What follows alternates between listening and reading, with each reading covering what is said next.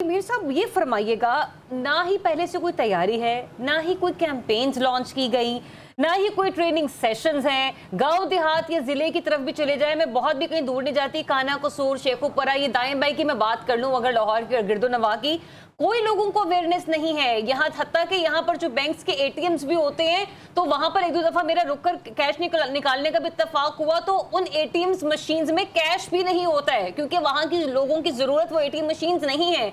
तो without any giving awareness ये जो प्रोजेक्ट हुकूमत लॉन्च करना चाह रही है, बुलडोज करना चाह रही है, सर इसकी क्या ये मंसूबा लगता है आपको कामयाब हो पाएगा? या किस मंसूबे से कौन रेफर कर रही है? जो पैसे विड्रॉ करने की बात कर रही है? सर ये मैं डिजिटाइज करने के हवाले से बात कर रही हूँ कि आपका नकदी का लेन देन बंद है और आप डिजिटल इकोनॉमी जो है ना वो करना चाह रहे हैं।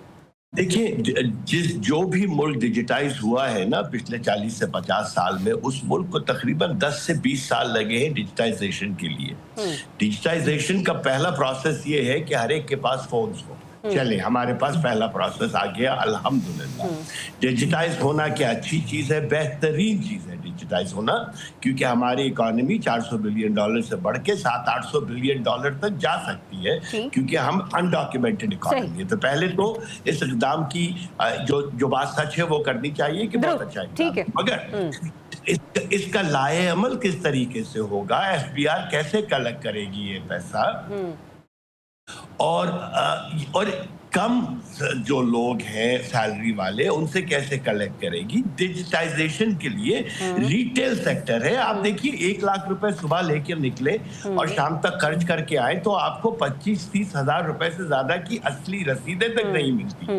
तो इसका मतलब है कि in actuality our economy is 3 times bigger than what it is.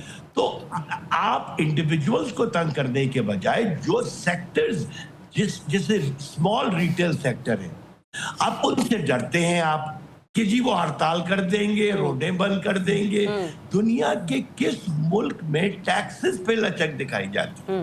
मुझे तो आज तक कोई मुल्क नहीं पता चला कि जहां पे टैक्सेस के, तो जहां पे आसान शिकार है या जिसको लो हैंगिंग फ्रूट कहते हैं, जहां लो हैंगिंग फ्रूट है, आप उसकी तरफ पहले जाए। Individual should be the second, third, fourth, fifth step.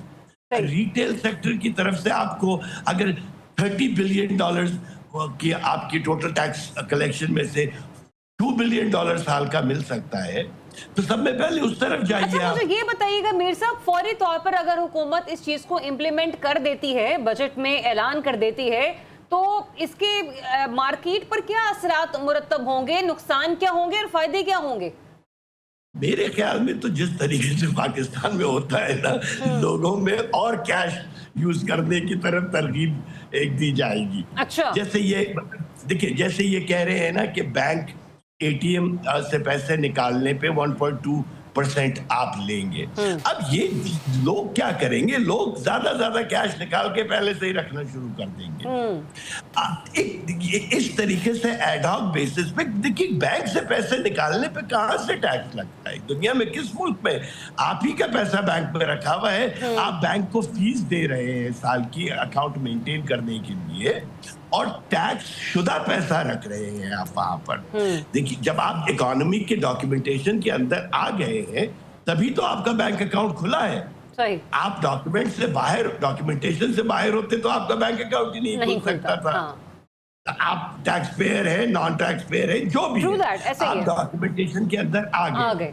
तो डॉक्यूमेंटेशन के अंदर आए हुए इंसानों की जिंदगी में सहूलियात फराहम करें आप, ना कि आप ऐसे मिसाल कायम करें कि लोग डर जाएं और अगली दफा डॉक्यूमेंटेशन की तरफ जाए ना। ठीक है मीर साहब, पॉइंट आपका